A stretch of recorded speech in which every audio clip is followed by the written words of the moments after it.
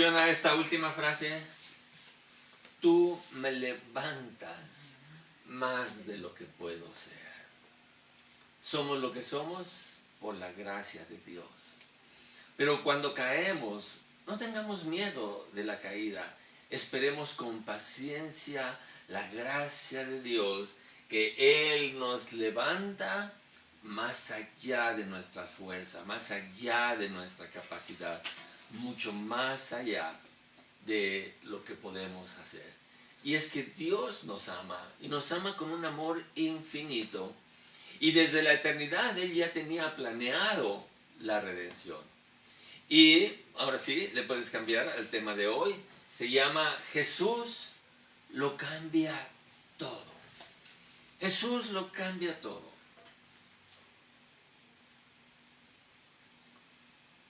Cuando el hombre cayó en pecado, Dios hizo una profecía que algún día vendría el que heriría en la cabeza a la serpiente o a su descendencia. Y aquí estamos disfrutando de ese amor de Dios por nosotros que nunca lograremos merecer.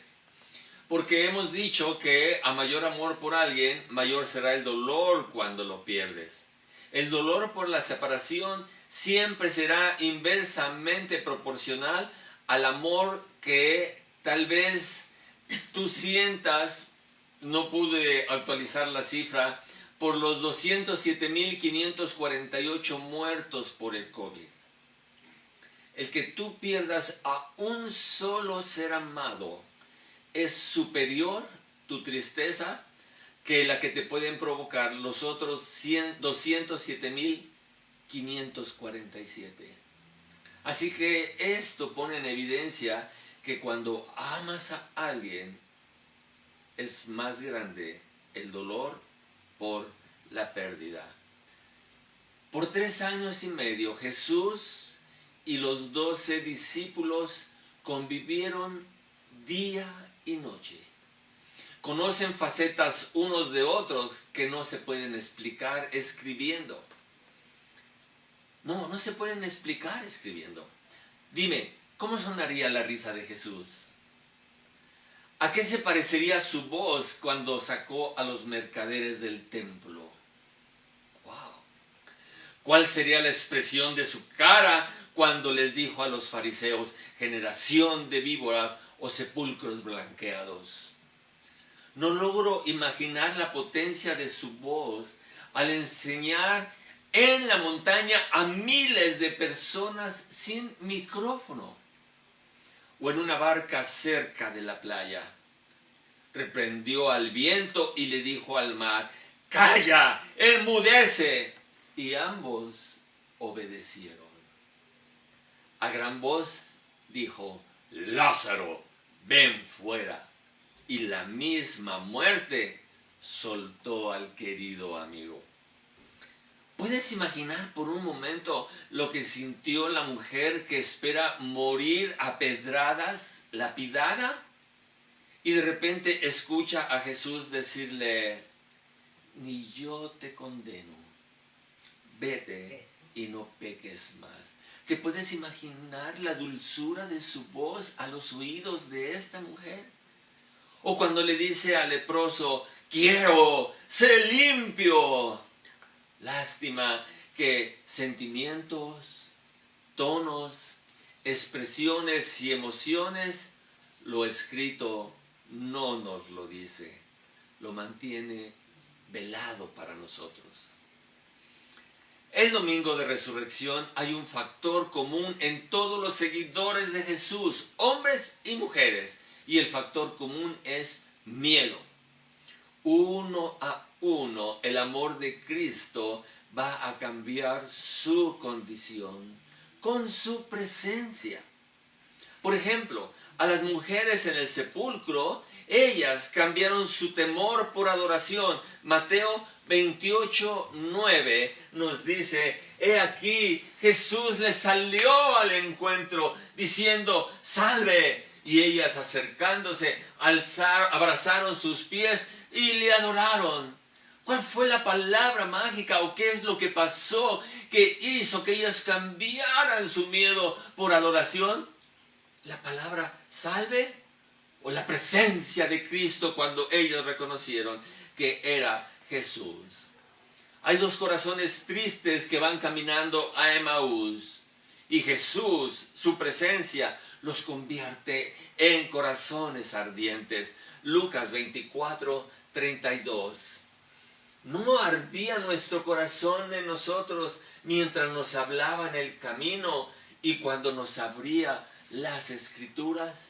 Estos corazones miedosos y tristes son transformados por la presencia de Cristo en corazones ardientes, a pesar de que no lo reconocieron desde un principio. ¿Recuerdas al incrédulo Tomás? Jesús cambia su escepticismo, su duda, su poca fe, por una revelación tan gloriosa como la que tuvo Pedro al ver en Cristo al Hijo del Dios viviente. Juan 20:28 nos dice: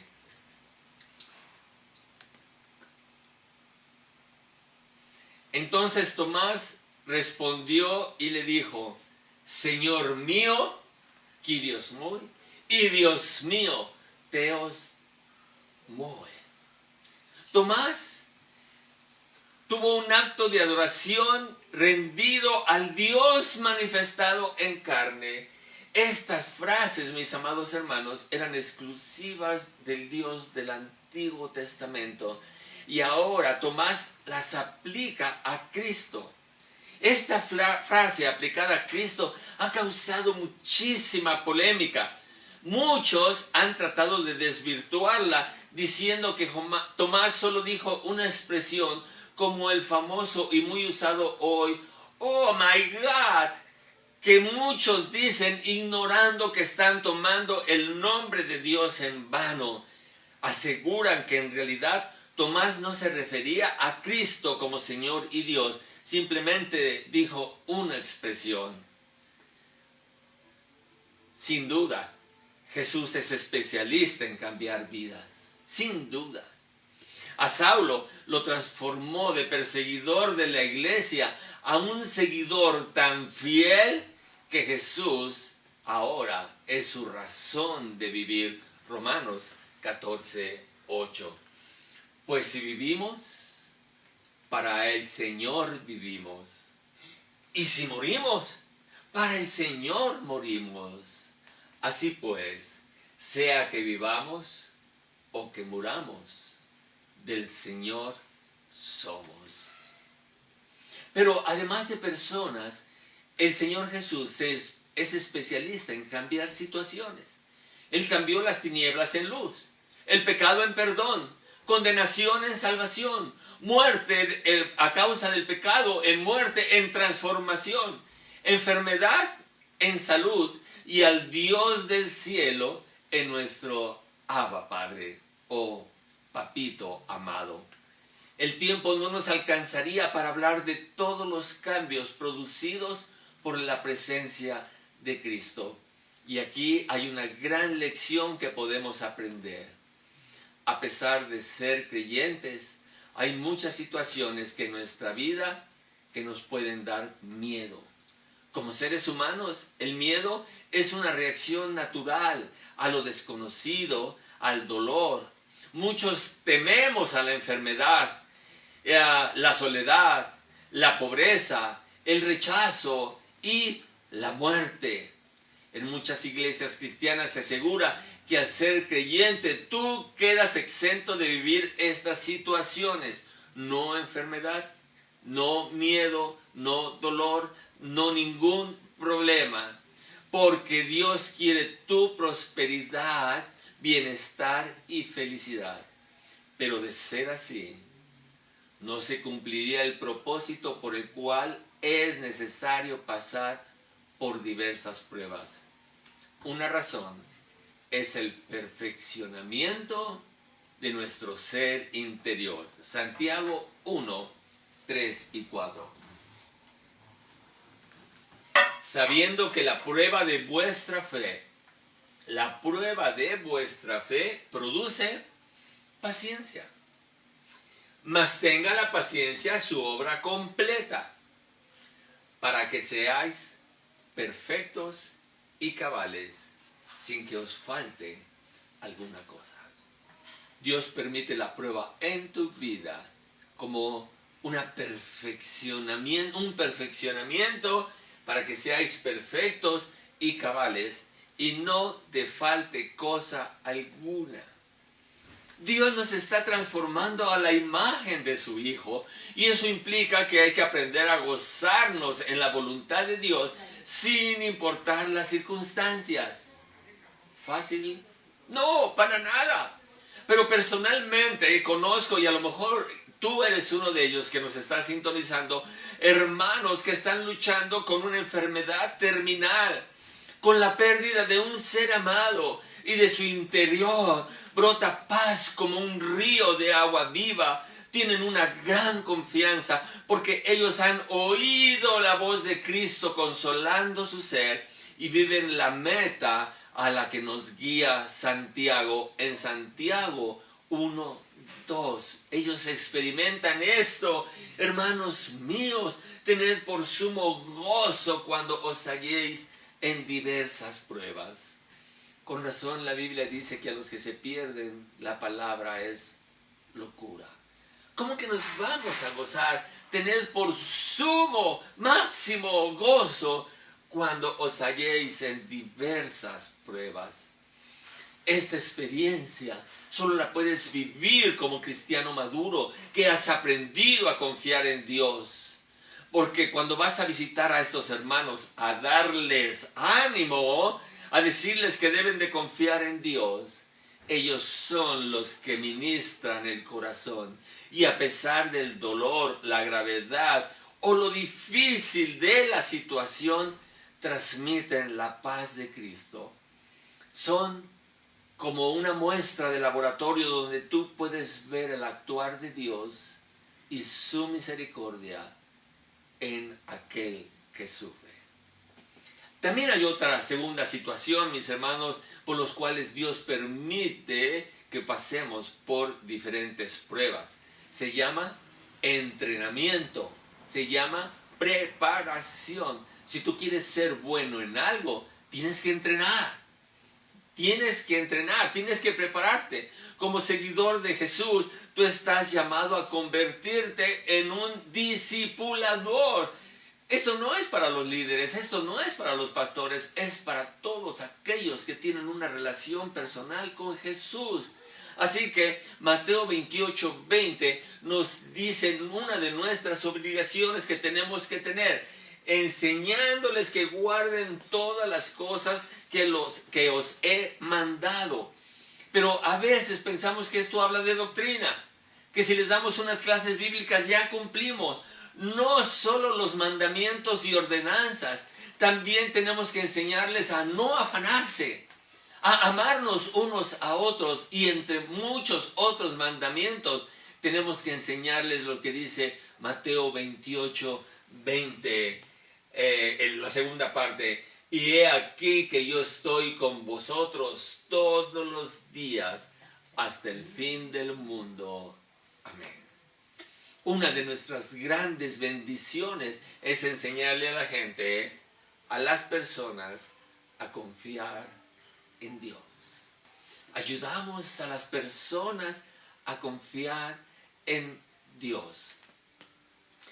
Hay una secuencia de la vida cristiana según el orden preestablecido por Dios que es muy interesante verla. Vamos a leer 2 de Corintios 1:4, que nos dice, tarda un poquito, el cual nos consuela en todas nuestras tribulaciones, para que podamos también nosotros consolar a los que están en cualquier tribulación, por medio de la consolación con que nosotros somos consolados por Dios. Dios nos entrena y después nos manda al campo de juego. Pero, ¿ya te fijaste? Dios nos consuela en palabra maravillosa. Todas. Todas. No hay una tribulación en la cual Dios no pueda venir a consolarte. Tribulación. No dice en la bonanza, en la felicidad, la salud, en la armonía con los demás. Su consuelo se da a los tristes de corazón, los pobres en espíritu, los que lloran, los desesperados y atribulados, los enfermos y a los deudos. Y tiene un fin específico y claramente señalado. Con esta experiencia, nosotros podemos consolar a los que estén en cualquier tribulación, a los que están en cualquier tribulación. Pero no que Dios es el que nos consuela. Dios no nos puede consolar directamente como nos consoló a nosotros. Sí, pero en el proceso de producción de cristianos maduros es la voluntad de Dios que yo aplique en otros lo que Dios ha hecho en mí. Por una simple y sencilla razón. Dios quiere convertirme en bendición para los que me rodean. Juan 7:38. El que cree en mí, como dice la Escritura, de su interior correrán ríos de agua viva. ¿Qué hace el agua? ¿Qué hace un agua que no está estancada? Por donde pasa produce vida. Vida produce el agua. Cuando vemos el dolor en otros, lo vemos con nuestros ojos y esto nos puede conmover. Pero no necesariamente nos detenemos. ¿Por qué? Porque llevamos prisa. Esta es la enseñanza del buen samaritano. Tenemos prisa y no nos detenemos. Pero cuando te detienes y pasas tiempo con un necesitado y tú lo escuchas, lo entiendes ahora con tus oídos, ya no tan solo lo ves con tus ojos, ahora lo entiendes con tus oídos y esta es la mejor manera de servir a alguien, escuchándole. Todos sabemos que detrás de cada necesidad hay una historia. Si solo vemos al doliente, podemos pensar, se lo merece, él se lo buscó, que sufra por sus malas decisiones, o no se cuidó. En ciertos casos decimos que él mismo se lo buscó y está pagando sus decisiones. Pero cuando nos damos tiempo y descubrimos la verdad, es entonces cuando podemos cumplir con lo que dice Gálatas 6:2, que es la ley de Cristo que debemos de enseñar a otros. Sobrellevad los unos las cargas de los otros. ¿Se acuerdan que Jesús nos dijo que debemos ir por todo el mundo? ¿Y qué? Enseñándoles las cosas que nos ha mandado. Cumplid así la ley de Cristo. Cuando yo me preocupo por otra persona, estoy haciendo lo que Cristo nos pidió en sus últimas palabras sobre esta tierra. Esto es algo que debemos enseñar como lo ordena la Gran Comisión. En estos días históricos que estamos viviendo, es muy posible que haya personas heridas a tu alrededor. ¿Quién crees que los va a ir a visitar? ¿El pastor? ¿Los líderes? Tú tienes la oportunidad. Tú eres la mejor arma de Dios para consolar, para abrirle la esperanza a esta persona. Esta persona puede ser que sus heridas no solo sean físicas, tal vez han sido golpeadas por la circunstancia, las actitudes, las opiniones de otras personas, está herido emocionalmente, sus sentimientos también, espiritualmente también. ¿Por qué no vemos sus necesidades? La respuesta es la prisa. La prisa. Hoy los seres humanos nos movemos demasiado rápido y estar siempre en afán es la muerte de la bondad. Entre más ocupados estemos, menos oportunidad tenemos de demostrar amor.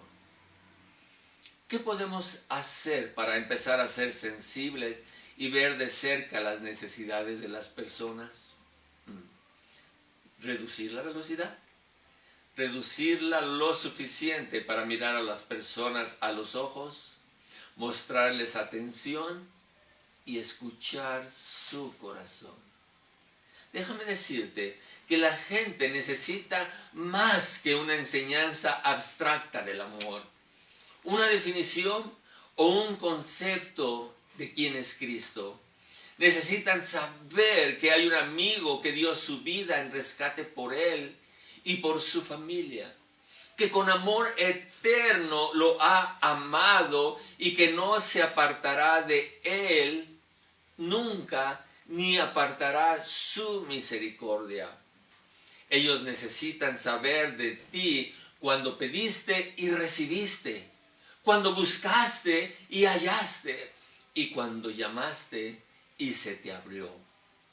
Cada vez que te enfrentas al miedo, a la duda o al dolor, Jesús es una clara respuesta para tu corazón. Pero espérame, no te confundas. No basta hablar de Jesús, de saber versículos, de conocer lo que puede hacer. La gente no necesita oír de Él, necesita oírlo a Él. El cristianismo es una relación. Tú necesitas ser amigo de Jesús para presentarlo a otra persona.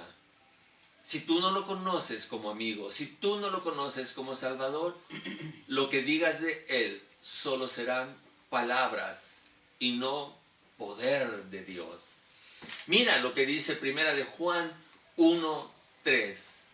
Lo que hemos visto y oído, eso os anunciamos, para que también vosotros tengáis comunión con nosotros. Y nuestra comunión verdaderamente es con el Padre y con su Hijo Jesucristo. La meta de Juan no solo es hablar de Cristo. La meta de Juan es que cada persona tenga una amistad personal con el Padre y con el Hijo. Una relación personal. Y así como ha sido tu amigo en el pasado y que tú confías en ese amor para el presente y para el futuro, ahora vives en paz porque Él llena tu corazón.